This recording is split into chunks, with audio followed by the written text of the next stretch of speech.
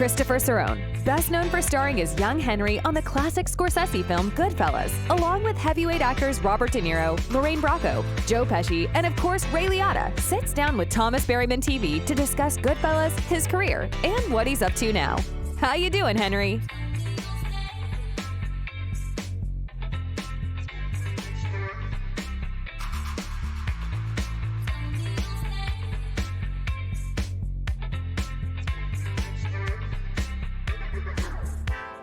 How's it going over there today?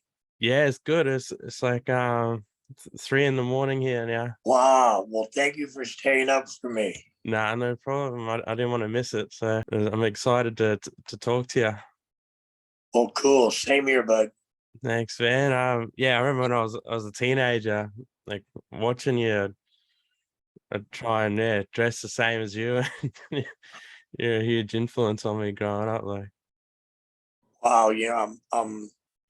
I was so blessed. I over the years I've heard stories similar to that, and it's when a grown man shows a grown man any kind of admiration, Yeah. That's very special. It doesn't have to be done, especially nowadays. Yeah. It's a different world. So we've got Christopher Serrone here. He's a legend, an icon. And do you mind telling us whereabouts you're from, where you grew up? No, not at all. So I was born in Queens, New York, Corona in particular. That was my dad's neighborhood where he grew up. Spent the first 20 somewhat years bouncing around in Queens, and then ultimately I moved out west. And now, well, we gotta be 20 something years later. I'm in a little suburb of Denver, Colorado, of all places. So you've been around a fair bit. Yeah, I joke around. I say I've actually lived in quite a few different states, just because I wanted to. But I joke around and say I lived in 10% of the country. Yeah, that's about right. And what led you get into acting then? Like, Oddly enough, so I'm the firstborn grandson, so I'm somewhat the eldest, but I have a good 5 or 6 other cousins that were models and actors and actresses in their own respect. So I saw what they were doing, and I was naturally curious. And being a little older, I saw the money they were making. I was 12 years old, and $100, $200 to take some pictures and then go in a magazine. I'm like, I can do that. So one thing led to another, and I started modeling. And I think the natural progression from modeling is acting. So one kind of led me on the path to the other.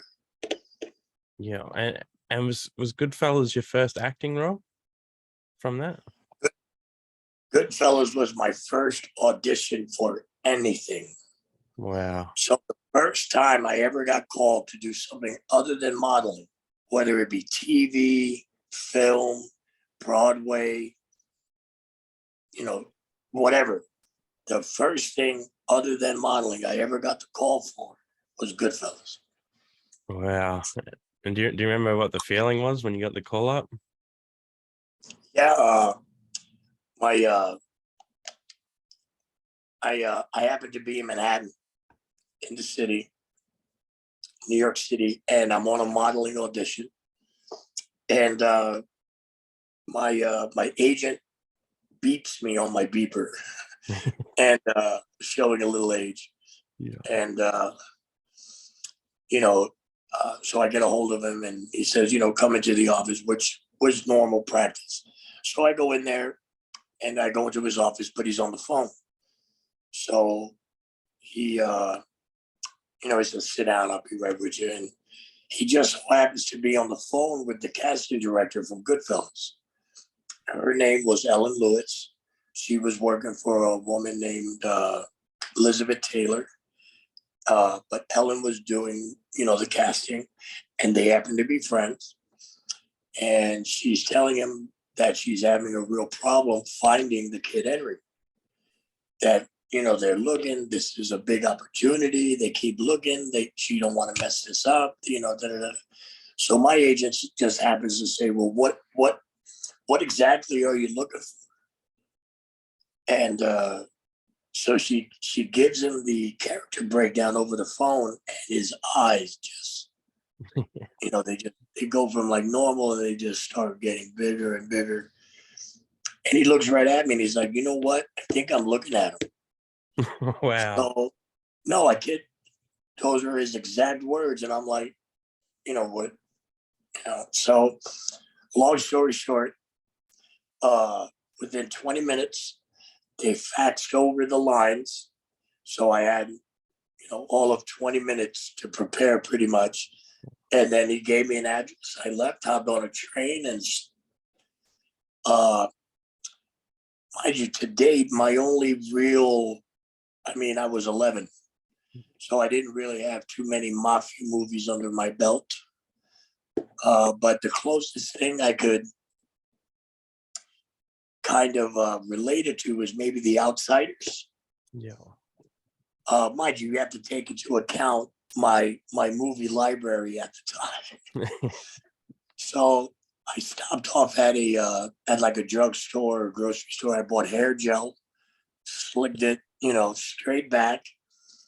At the time, the red flannel shirts were somewhat in style, and I had a white T-shirt underneath. So I ripped the arms off. Mind you, my mom was gonna kill me if this didn't work out. I just ruined, brand new $40, $50 shirt, whatever it was. Just, but like I said, I didn't really have anything else to go off of. So I envisioned the greasers from The Outsiders. Ralph Macchio in particular is what came to mind, and thank God. Wow. So my mom doesn't complain about the shirt. Yeah, it worked out pretty good.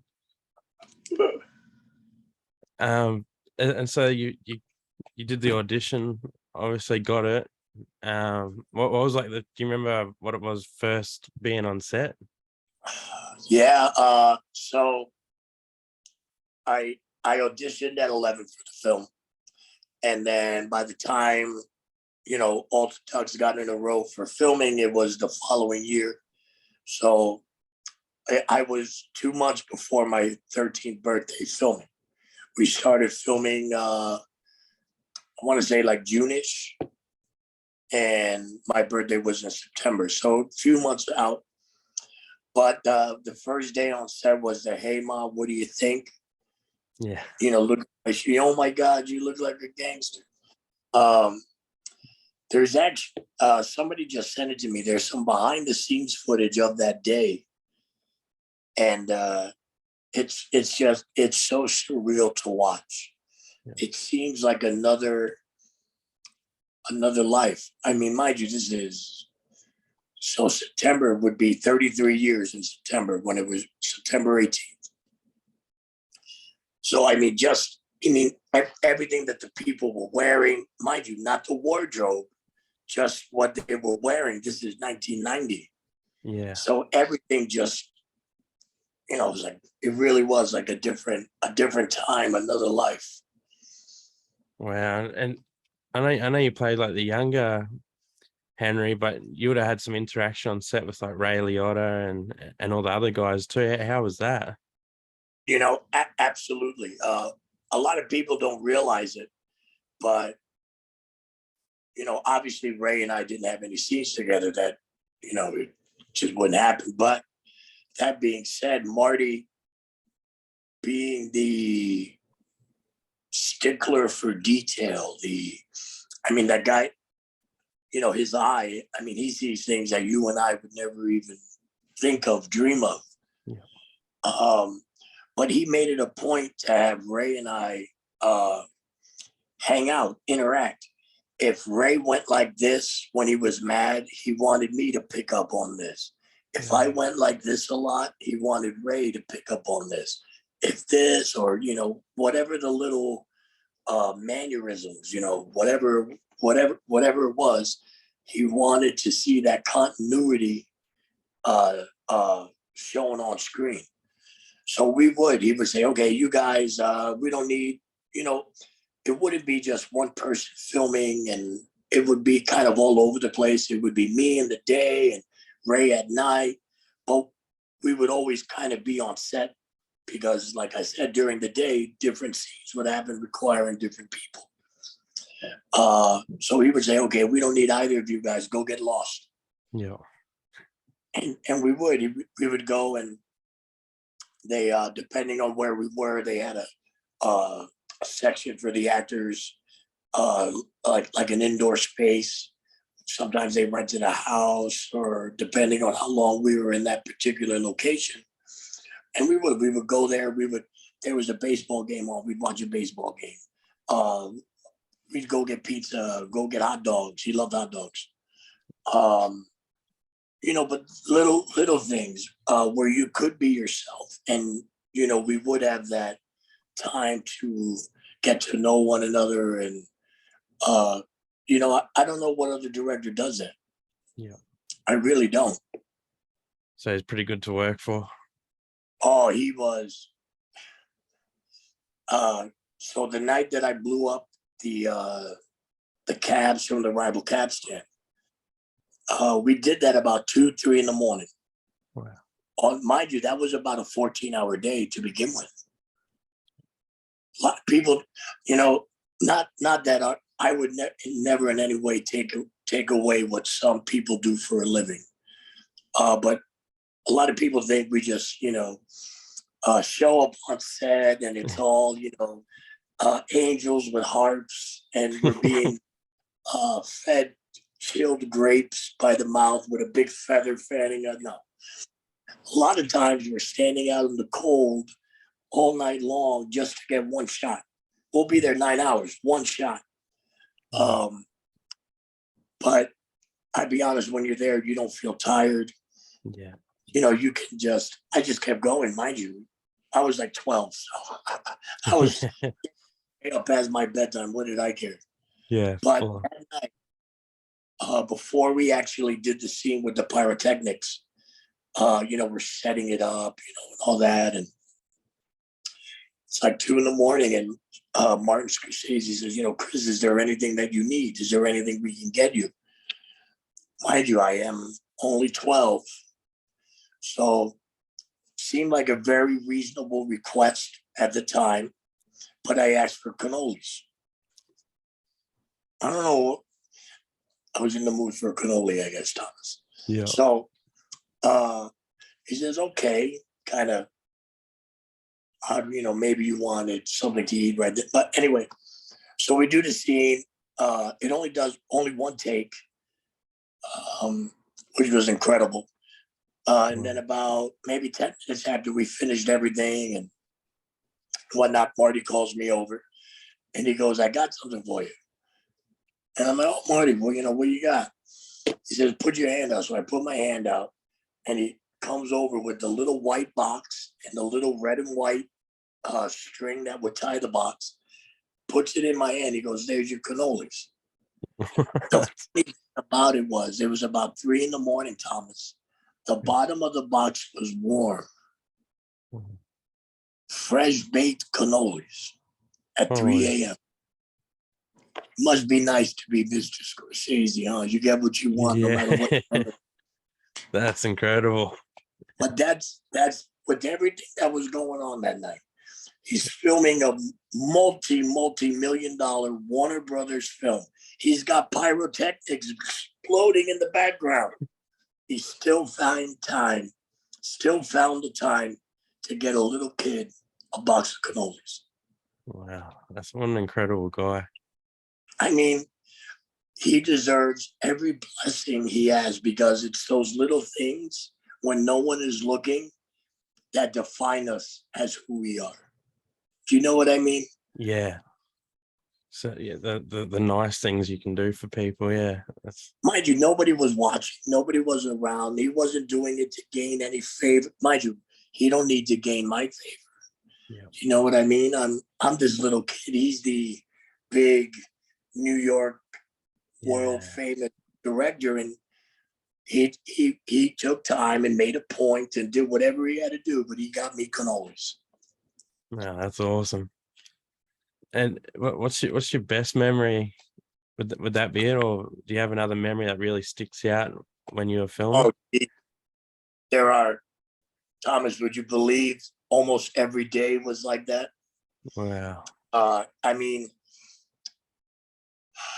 uh, you know, Paul Servino really kind of took me under his wing during the filming. Paul and I we had a few scenes together, and mind you, there was a few that were even cut out of the final product. But we did. We spent a lot of time together, and it's so sad. I can't believe Ray and Paul have passed. Mind you, Tony Sirico too, but Paul actually was the one that gave me the nickname the Kid. Mhm. So when in the movie, when I first get introduced to Robert De Niro, he says, I want you to meet the Kid Henry.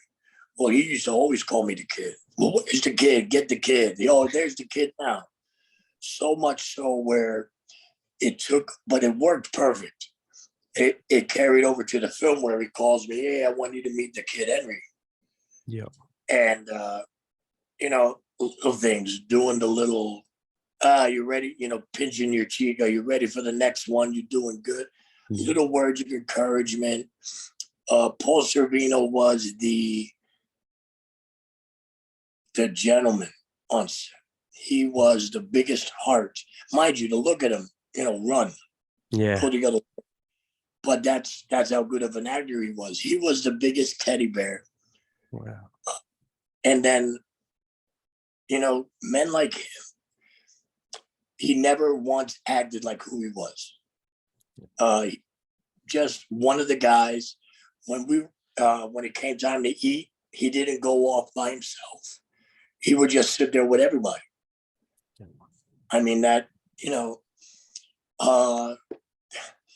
was a day where there was a police chase on set. Yeah. That was really funny. So, in the movie, I wore light blue contacts. Oh wow. Leota had those, amazing blue eyes.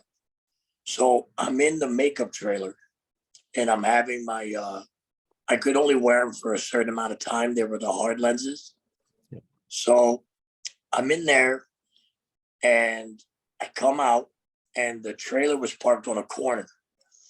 And on the other side, which was like a main road, you could hear sirens down the way. Mind you, this does not happen in New York. Yeah. You got to be a real idiot to think you're going to drive away from anything in New York City. It's too congested. You're lucky you go 2 feet. Let's just say that the car chases in New York are very short. Usually. Yeah. But for whatever reason, this guy this day thought he was going to outrun NYPD.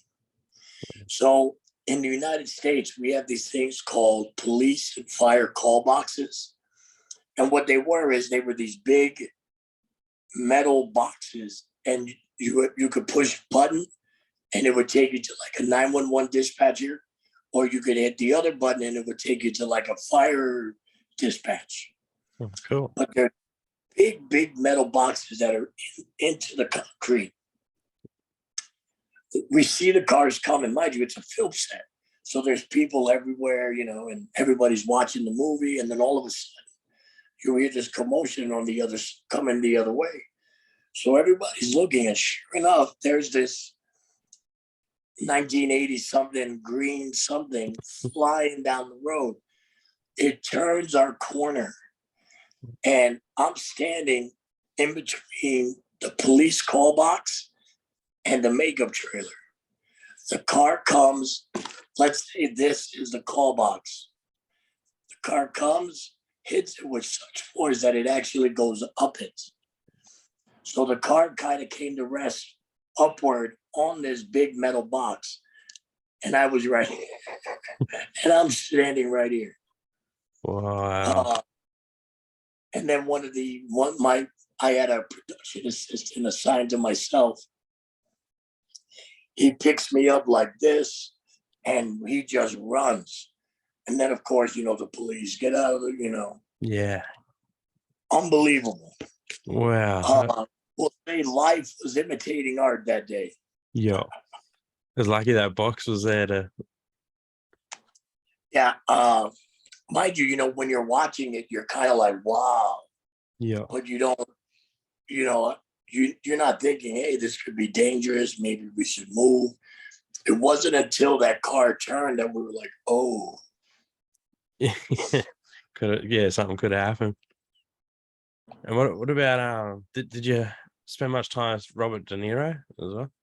Yeah, so Robert De Niro, again, we had a lot of scenes together, and Robert De Niro being the professional, if Paul Sorvino was the gentleman, Robert De Niro was the professional. Yeah, okay. And he was all about, well, let's run the lines, let's do the scene. And not that you would want to, but you're not going to say no.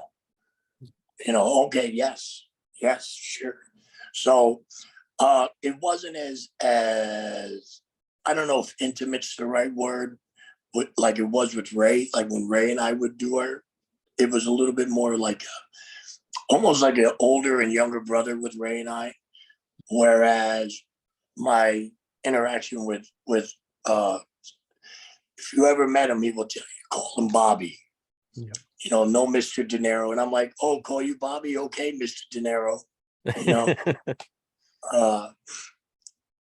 But Bobby was the professional. He wanted everything figured out beforehand. He wanted it that way. When it went on film, it was gold.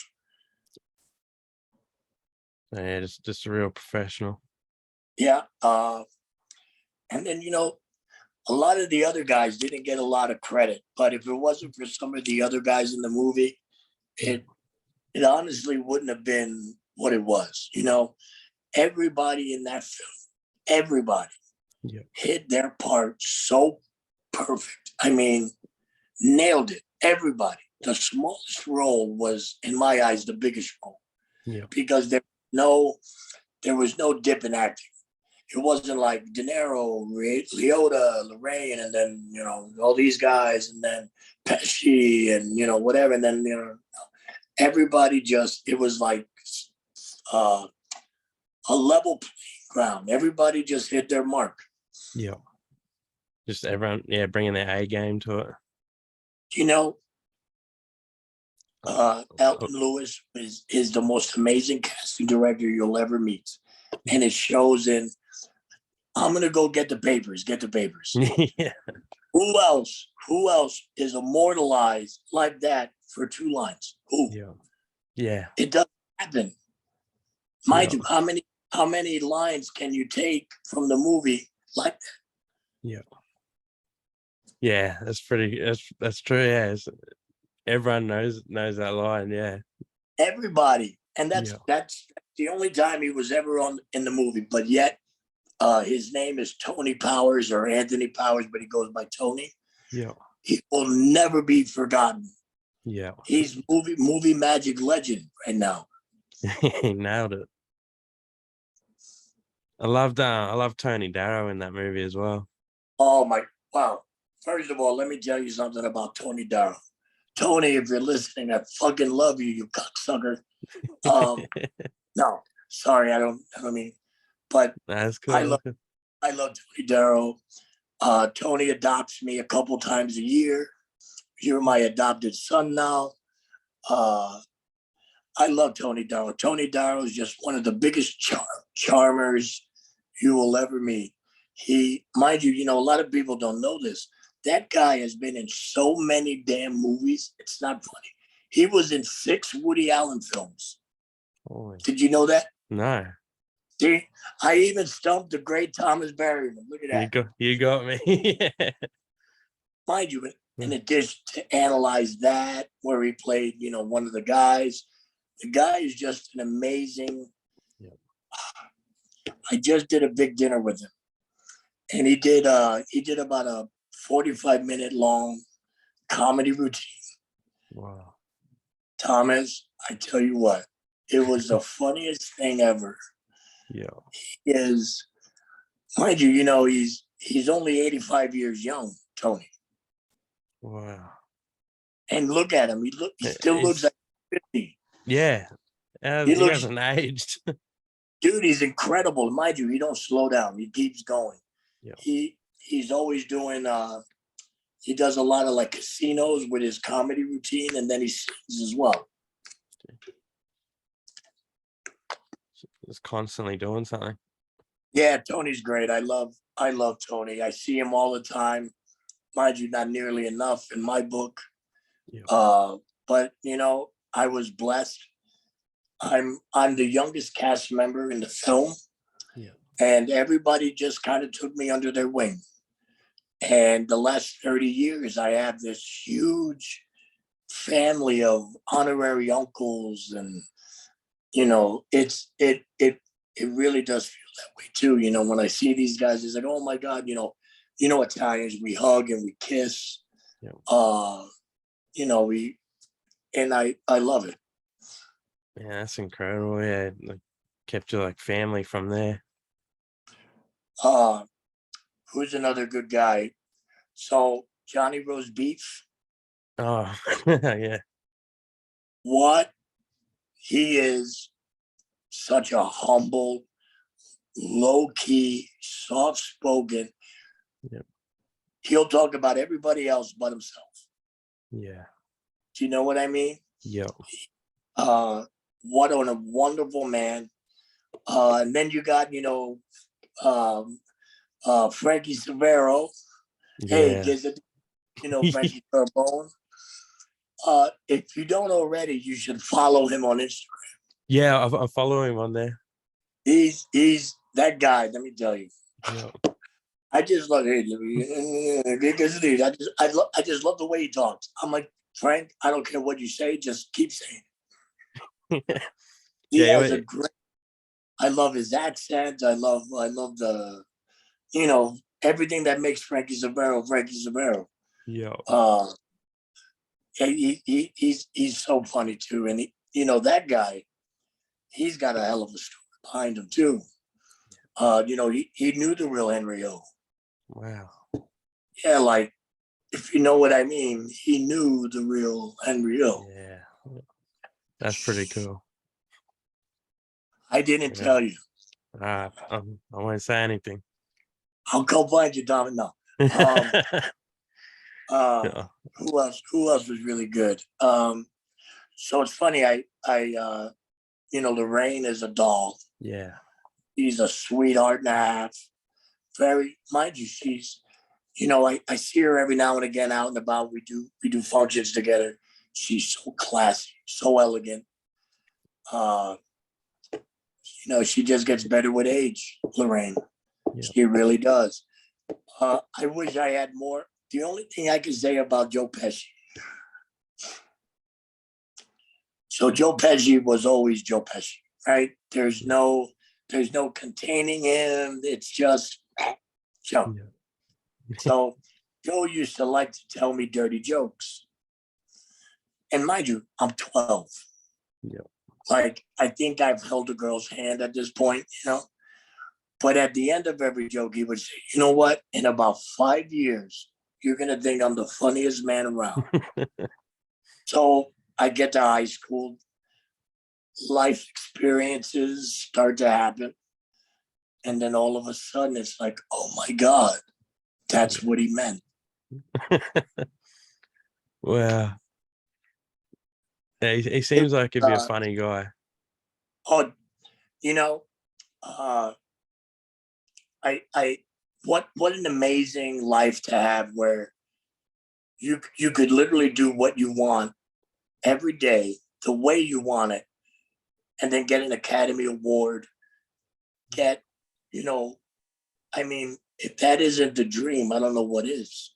For sure. You know, I think he's one of the most underrated actors of our day. What guy you go from the Wet Bandits or the Sticky Bandits in Home Alone to winning an Academy Award for Goodfellas, where he played an absolute, you know, nut job. I mean, he was nuts. Yeah. And then, you know, to go from that, from Home Alone to Goodfellas to Casino to Lethal Weapon. Yeah. Don't forget he was in Lethal Weapon, and he was. I almost did forget. Yeah, My Thomas, my cousin Vinny. Yeah.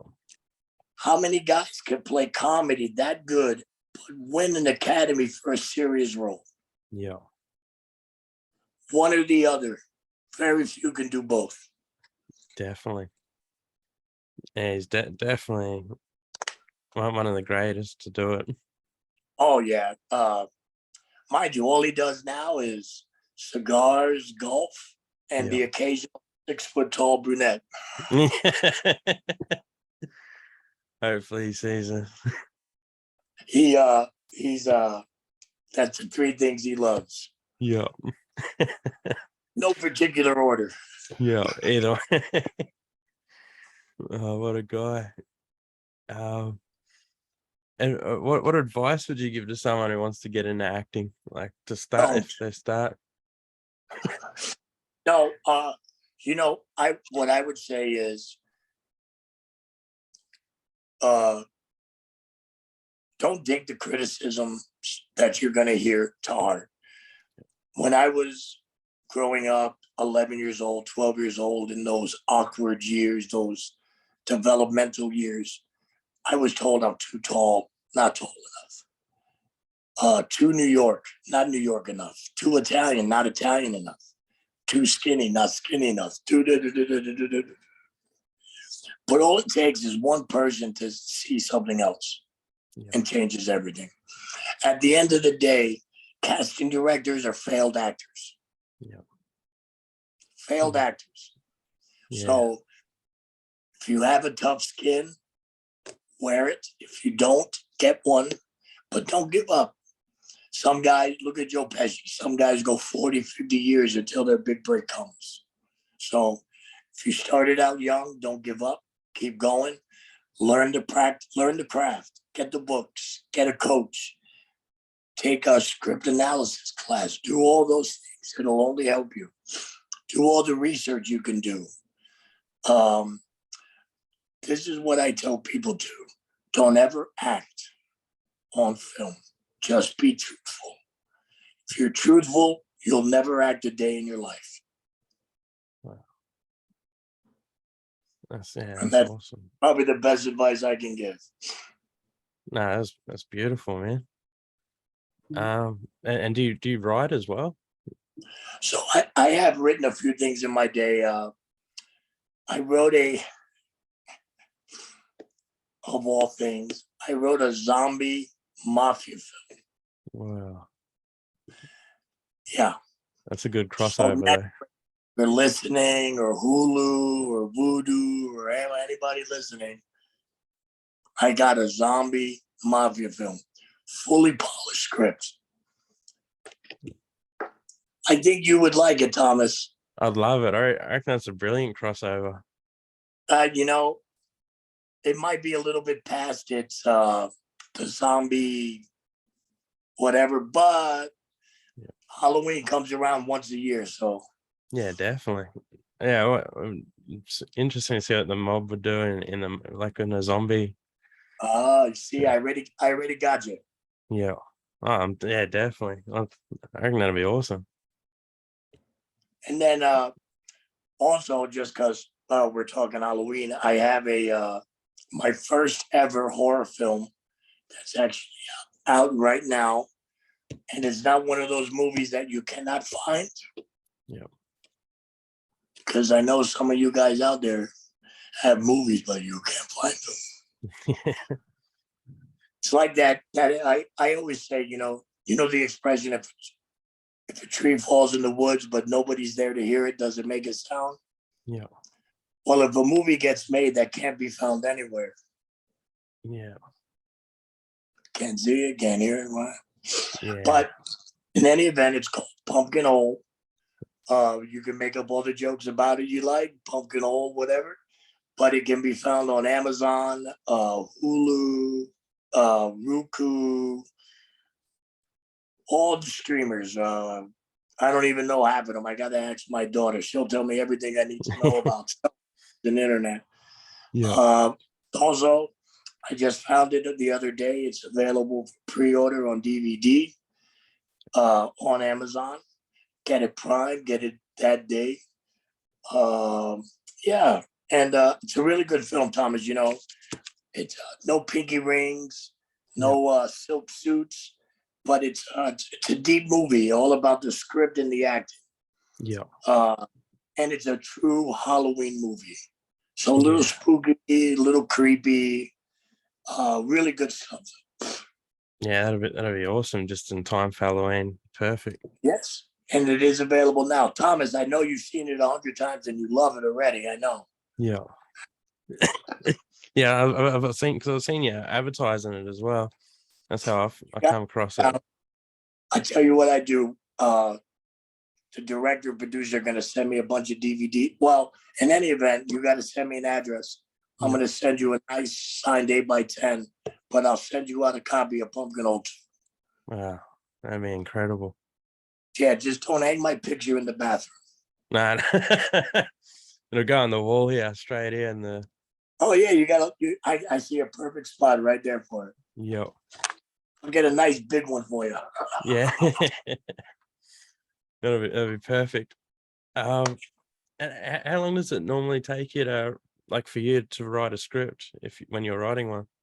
So some felt, you know, it's weird, but technically I could write that script for 10 more years. Yeah. You know, I can say, well, I don't like the way that is, and I can change this. And so, I mean, technically I've been writing it for like 4 years. Yeah. You know, every now and again I'll have a little light bulb go off and I'll be like, you know what? And I'll go back and I'll do a little this, a little that. But I would say I was really on it for about 8 months to get it to something where I can be like, hey, check this out. Yeah. But it's been a 4-year progress, I'd say. Then I also have thing I'm going to do it next year, personal pet project of mine. But I want to do a documentary on the phenomenon of baseball between a father and son. Wow. There's something to be said about a little boy and his dad at a baseball game. Yeah. You know, they call it America's pastime. And I mean, there's something to be said there. Yeah. That'd be cool. Yeah, I hadn't even thought of that. It's a little salute to all the good dads out there, we'll say. You know what I mean? Yeah, that's for really sure. But I'm using baseball as the as the platform to show that love and admiration between a father and son. Yeah. No, that'd be real beautiful. I've seen a featurette online of you when you were a kid. Absolutely. Playing basketball with your dad. I was like, mind you, I think that's what's wrong with a lot of what we see in the world today. yeah. Everybody's too busy. Mom and dad, they have to work 20 jobs. Yeah.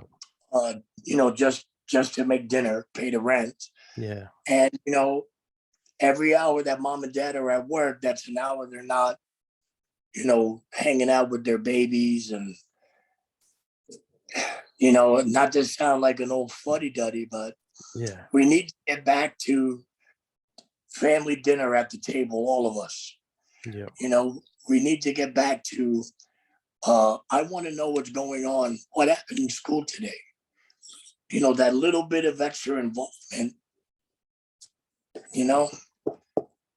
goes a long way. Having that scary contact. world out there now. It's a scary world. Yeah, it's just technology changing everything.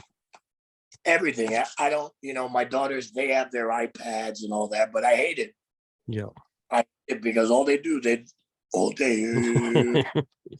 I'm like, go outside, go outside. Yeah. Go do something. Yeah, go play. Yeah. They have scooters, they have all that stuff. Go outside, go be a kid. Yeah. The only time we stayed in as little kids was when the weather wouldn't let us play outside, Yeah. and we hated it. Yeah. Yeah. It's good to be out and about. Absolutely. Do you have any, what's your favorite book? Favorite book? Yeah. Oh, geez. There's so many. Well, growing up, my favorite book was Old Man in the Sea. I don't know, just something in that book. I had to read it for like a book report in school, Yeah. but I like read it in an hour. It was just so Tale of Two Cities, Count of Monte Cristo, Don Quixote. I like the classics. Yeah. If I'm gonna sit down, I'm gonna sit down for a couple hours and get lost. Yeah. That's the best way. You like that with reading your scripts too? Sit there and Yeah, preferably no one around, quiet. I can get into my head, get in my thoughts. yeah. And are you working on anything else right now besides that zombie one? So a couple things in talks, and then I actually have another film about to be released. It's a mob comedy, and I think the two go very much hand in hand, the mob and comedy, because you could poke a lot of fun. And there's definitely a lot of good material, and it has just about everybody in it. Yeah. All the bunch of the guys from Sopranos, a bunch of the guys from Goodfellas, a bunch of guys from Bronx Tale. Wow. I mean, you name it. The name of the movie is called The Families Feud, kind of like the game show. Yeah. I believe it's going to be January release. Yeah, cool. So family, that's that. And then in talks for a lot of different things right now, basically trying to figure out filming dates and times. That's the hardest part of a film is getting all the logistics. So I got a couple of things like that, but I'm just really sitting waiting for the holidays. Yeah, that's not too far away. I got a 6-year-old and a 5-year-old little girl. Yep. And I like to spoil them, but Christmas gives me a chance to really go out and spoil. Yeah, that's beautiful. That's what it's all about. Amen. Definitely. What's an average day for you like? What's your? So I tend to get up first.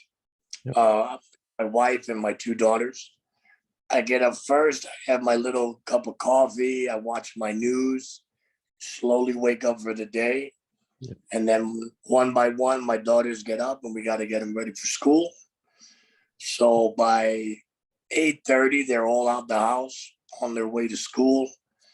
And then usually during the day, before noon, if we have any errands or stores we got to run, we go do that, maybe do lunch. Then I come home and I do whatever little business I got to do. Yep. And then before you know it, it's 4:00. Time to get the girls. Yeah. Yeah, it goes far. Dinner, bath time, repeat. Yep. Yeah, that's awesome. Who's someone that you haven't worked with? Because you've worked with a lot of legends that you'd love to work with, that you still haven't worked with.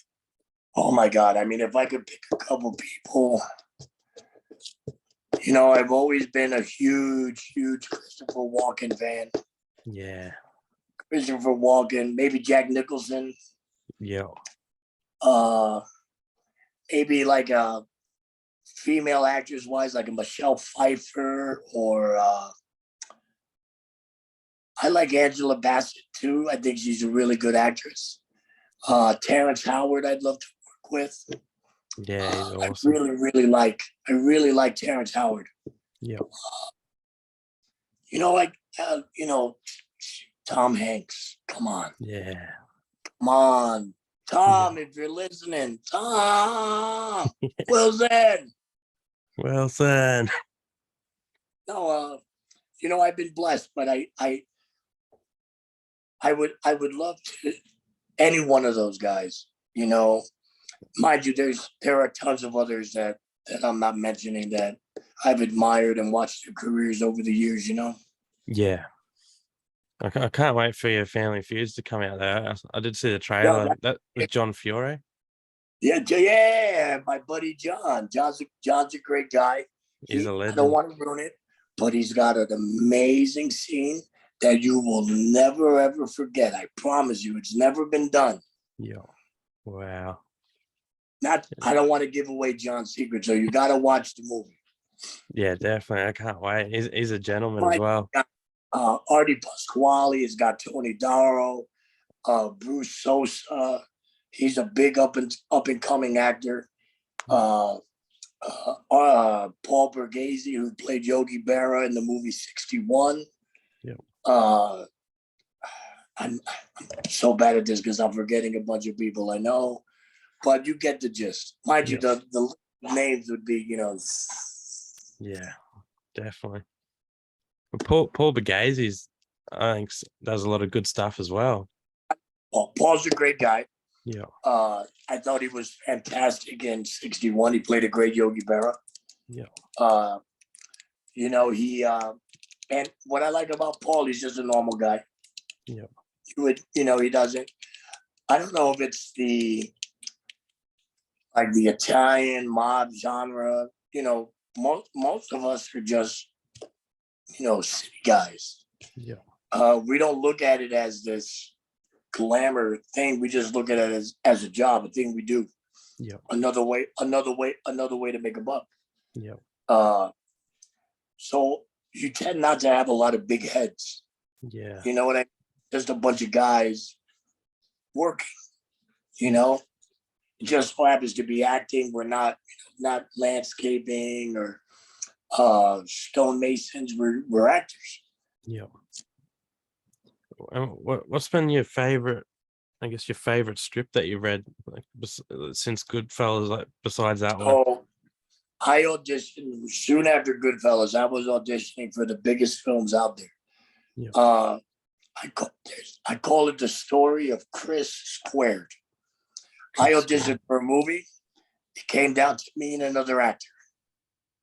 The name of the movie, Sensible Woman. Yeah. And the actor, Chris O'Donnell. I auditioned for a movie. It comes down to me and another actor. The name of the movie was Newsies, and that was Christian Bale. I auditioned for a movie.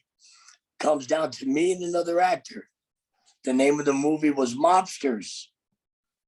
The part of Lucky Luciano, Christian Slater. Wow. I auditioned for a movie, Thomas, I'm not lying. Comes down to me and another guy. The name of the movie, Interview with a Vampire. Christian Slater. I go at one point, I go to my mom, I say, Ma, is everybody in fucking Hollywood named Chris? So I auditioned for a movie, came down to me and another guy. Yeah. Batman and Robin. Chris O'Donnell got Robin. Yeah. So I was auditioning for the biggest movies of that time. Yeah. Interview with a Vampire, Sensible Woman, Batman and Robin. I mean, these were, massive. But I think the Batman and Robin script was pretty of all of them, that's the one I wanted because I wanted all that fantasy, costume. The Robin had a motorcycle, so I would have been on the. Mind you, I would have worked with Arnold. I would have worked with Uma Thurman. That would have been cool. Me and Arnold. Oh my God, what a picture that would have been. Yeah, that'd have been awesome. But a lot of people say, "Oh, well, why didn't you, why didn't you quit acting?" And I said, well, the way I took it as I went up against a household name. Yeah. Not to mention, in one case, I went up against an Academy Award winner, and it came down to me and them. Yeah. So I always looked at it, well, that's pretty good freaking company. Yeah. So I always just told myself, not my time, not my time. Yeah. But here we are. I'm telling you, Pumpkinhole, there's no gold. There's no leather. It's all about the script and the acting. I hope that what I did on film shows that. The response has been very good thus far. And I can only imagine that it would continue. Yeah. I think it's amazing. I love seeing anything new from you, man. I think you're one of my favorite actors, and you're definitely underrated. Like, you're one of the, thank you. like you said, the people you've been with and held your own with, man. You're awesome. Think of it this way. At some point, everything comes full circle, right? Yeah. The kid from ET, my time's coming, baby. Yeah. It's happening. I feel like it's happening very, like, now. And it doesn't. What a life anyway. Yeah. So what's in the next 12 months for you?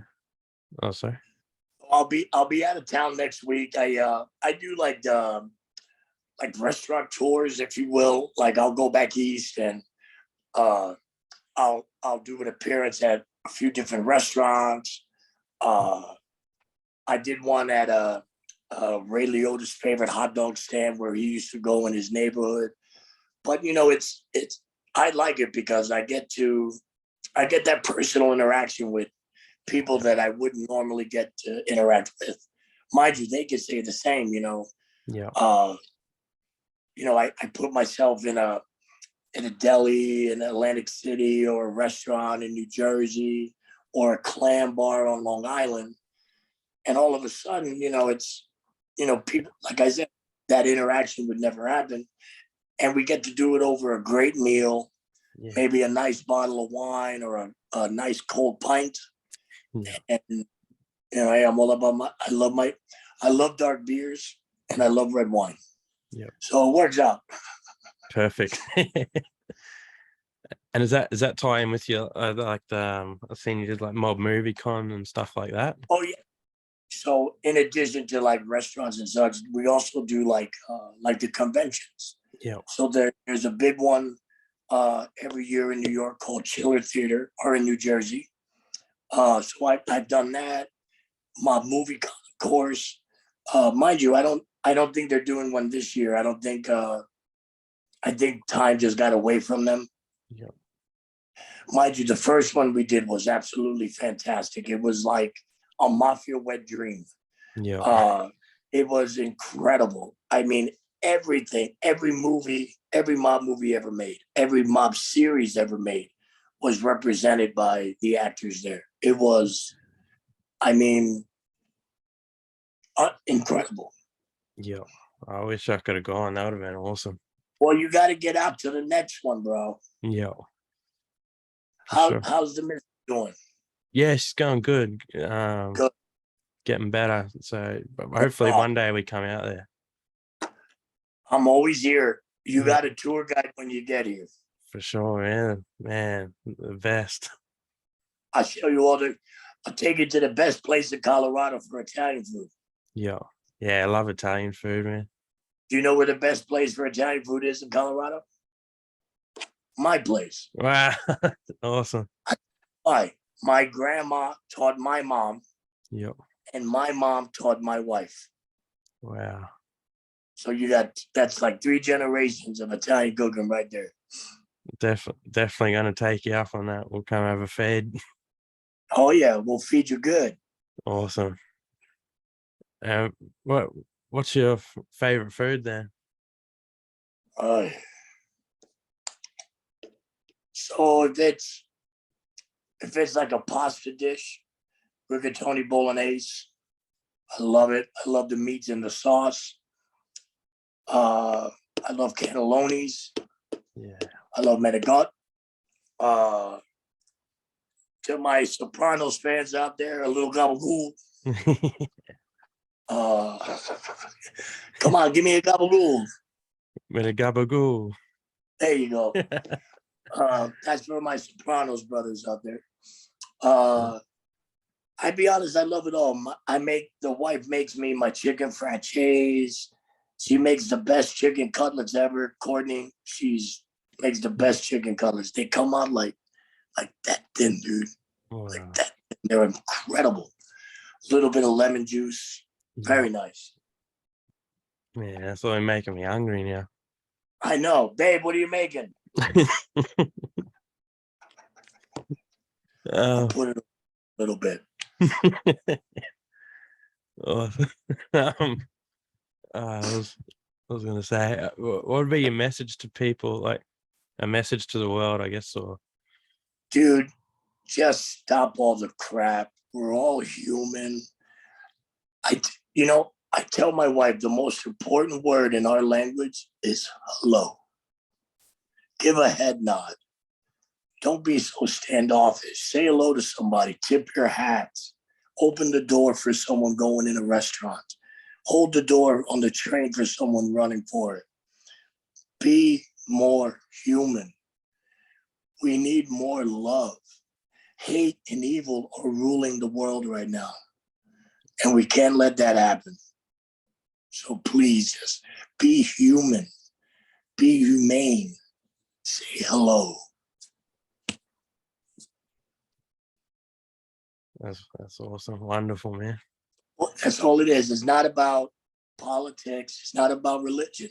It's about you and me, Thomas. Yeah. It's about you and me, brother. For sure. Man, I can't believe I've had this opportunity to talk to you, man. It's cool. Same here, dude. Wow. I love your accent, brother. Same here. I grew up in New York, so I love differences, you know? Yeah. Yeah, that's why I love your accent too. Well, I gave you a gobble. Give me a shrimp on the barbie. Okay. Put another shrimp on the barbie. Hey, here we go. See, Hey. That's what the world needs. A little bit of love, a little bit of laughter. Yeah. How you doing, Henry? Hey, how you doing? Yeah, I love it, man. I think, yeah. One other thing I forgot to ask you. I wanted to ask you about Pathfinders. Sorry. Oh yeah, what a blast that was. You know, I think all little boys grow up playing like army or playing war. You know. Yeah. And I got the opportunity to like really play war. It was probably one of the most fun films I ever made. Yeah. I got beat up making it because all we did was, jump into foxholes and roll around on the dirt and on the ground. But, we were all big kids. Yeah. We loved every minute of it. It's, believe it or not, there are some still untold stories about World War II. And, back then, they don't call it the greatest generation for nothing. Yeah. What those kids, and I say kids because the average age of an infantryman was about 17, a year below the legal fighting age. Yeah. That says something. You had 15-year-olds trying to join up. Long story short, in order to enable the D-Day to happen as we remember it, back then, radar was this new, wild technology. So there was something called Eureka lights. And the Eureka light was basically a radar, but it had to be placed in position, and then you had to turn it on. That light would then be read by a beacon on the bottom of a plane. Yeah. And it was to allow for a aerial bombardment of the coastline to allow the boys to come onto the beach. Yeah. So 75 men, 2 hours before, we didn't even know if the invasion was going to happen. we were dropped about 1.5 miles inland. If you know your history, St. Mary of Glees was the first real town off the coast of Normandy. But the 91st German Infantry had the town for, I don't know, a year or so. Yeah. The night we jumped, they happened to be doing exercises. So here we are jumping against a black night with white silk parachutes. People don't realize that the parachutes we used back then were white. So if you do a night jump, you're not hiding from anybody. I mean, all they had to do was like shoot the bullseye. Yeah. Of the 20 paratroopers that jumped out of the plane I was in, 8 were dead before they hit the ground. It was a Purple Heart mission. Yeah. One of the, you know, I actually am friends with the gentleman that I portrayed. His name was Captain Neil Lane McRoberts, an amazing man of his time. But I'm friends with his grandson in France. Wow. And one of the biggest highlights of my life was getting a letter from him telling me how honored he was to see his grandfather depicted in such a way. Yeah, that's great. And I mean, it kind of pulls at the heartstrings. You know what I mean? Yeah, for sure. I mean, it's a great movie. Didn't get the best reviews. It was a first-time director, but again, I think the story needs to be heard, needs to be seen. You can find it on, Amazon or, maybe even Netflix. I don't know. But if you can find it, Pathfinders and the Company of Strangers, it was a great film. Yeah. Filmed it. It was actually filmed in Oregon. On the coastline. Apparently the Oregon coastline very similar to what would have been the Normandy coastline. Yeah.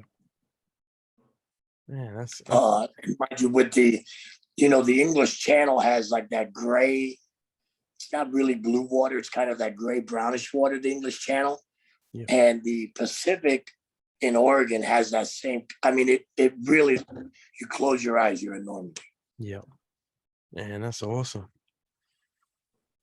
Did you see it? I've seen snippets of it in the trailer when I was but I want to get it on. It was on Amazon. Okay, so I'm gonna send you a signed photo and 2 DVDs. All right. But you have homework. Okay, I got it. Yeah, from the what I've seen of it, like the trailer and stuff. It looks like it was filmed over in Normandy. You would not believe this was in a little town of maybe 600 people in Oregon. Wow. Oregon, it was Newburgh was the name of Newburgh, Oregon. Yeah. I think population was like 650 people. It had a little main street, very, very small. Here's a funny story. So we were filming on this 20-acre lot. And, we had M1 Thompsons, right? Yeah. But we did not the one that was popularized by the mafia with the drum. Yeah. That was rounds. The military was a magazine clip about maybe a foot long, and it had 20 shots. Yeah. So there we are in this little town on this like farm, like it looked like a farm. There's this big pasture. And the Germans are on one side, and me and my guys on the other. Well, somebody forgot to let the town know that we were going to be filming that night. Yeah. So about 3 a.m, we had the Newburgh Sheriff's Office. Put your weapons down. Oh, no. Put your weapons down. Mind you, they're looking at us down the barrel of their real guns. Oh, shit. And we're like, no, we're actors. We're making a movie. No, we're not terrorists overtaking Oregon. Yo, holy shit. It was the funniest thing. Mind you, they all laughed about it, Yo. But yeah, Holy shit. Just popping up with Somebody got yelled at on set for not letting the town know. yeah, someone would have got in trouble. You know, pay up a carton of beer for that. Oh yeah, the cops are really cool. They ended up staying and watching us film a little bit. You know, Yeah, they cool. got out of it because this was the most action this little town has seen. Yeah, it's getting And taken like over. forever. Mind you, fake gunfire was like a big deal in that town. You know. Yeah, man, that's awesome. Oh, what's your top 3 movies of all time? Okay, number 1, by far, Gone with the Wind. Yeah, wow. Hands down, favorite movie of all time. Clark Gable was my guy. I love everything about Clark Gable. Love everything about Vivian Lee. There's so much behind that film. Even like once you step away from the film, you know, first African American to ever win an Oscar. Yeah. I mean, that movie was just so huge on so many levels. And then number 2, I was always a big. I love war films. So The Longest Day. Yeah. With I think that movie had everybody in it. John Wayne, Red Buttons. Is it Henry or Peter Fonda the dad? I think it's Peter Fonda was the dad. Everybody was in it. Longest Day. And then number 3, I would say would have to be a toss between E.T. and Natural Born Killers. Wow. I know that's a weird, like E.T. Yeah. Natural Born Killers. Yeah.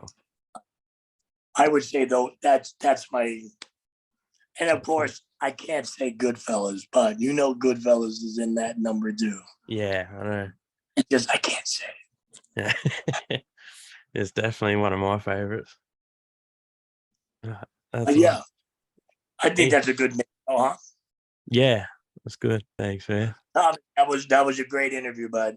Nah, it's awesome talking to you, man. And yeah, it's just great. Appreciate you coming on. So do me a favor, you'll send me a link to where I can find this later on. Yeah, 100%. I'll edit it together and then what I'll do is I'll put it, so long as you're okay with it, I'll do all that way we can get you some attention too. Yeah, for sure. I appreciate that. That'd be awesome. And remember, if you're ever in the western half of the United States, yeah, we'll catch up for sure. Come have a plate of macaroni. Yeah. Some gobble. We'll put a shrimp on the barbie there too. Hey, see, people, you don't realize it, but Tommy, he's funny. He saw what I did there. Yeah. Well, thank you very much, my friend. I had a really good time. Thanks, me too. I appreciate it. And I'll definitely let you know once it's ready and where you can find it. And remember, the most important, powerful word in the English language: hello. Hello. All it takes is a head nod to a stranger. There you go, my friend. God bless, brother. Yeah, you too. I'll talk to you soon. Text me with if you have any other things you want to ask or anything. You can always text. I think you have my number now. Yeah, for sure, man. All right, brother. Well, God bless. God bless the missus. Yeah. Thank you for the opportunity. Thank you very much, and appreciate that. Bless you and your family as well. See you, bro. Watch Pumpkinhole. I'm gonna watch it. We'll make the sequel pumpkin spread. Yeah. And on that note, you have a good one, brother. You too, bro. Bye-bye. Catch ya.